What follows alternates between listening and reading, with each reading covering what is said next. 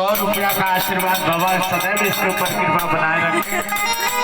अरे भैया महतारी के आवे का बेला हो गई तो भैया रथ चले का बेला हो गई बा। अब भाग दरवाजे पे अपन अपन अर्जी लेके खड़ा बाड़े।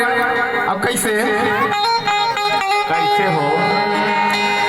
अरे पूर्व दिशा से रथा निकलला हो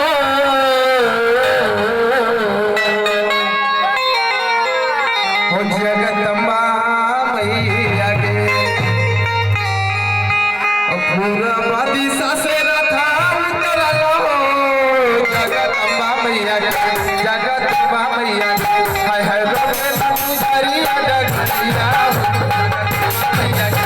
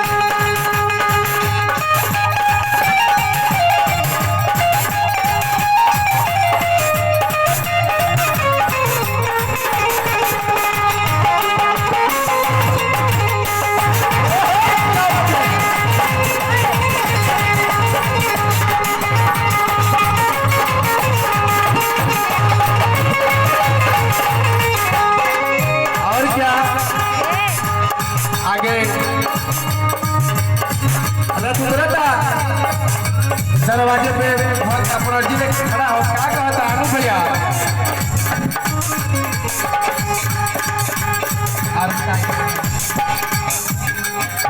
रोकेला पुजरिया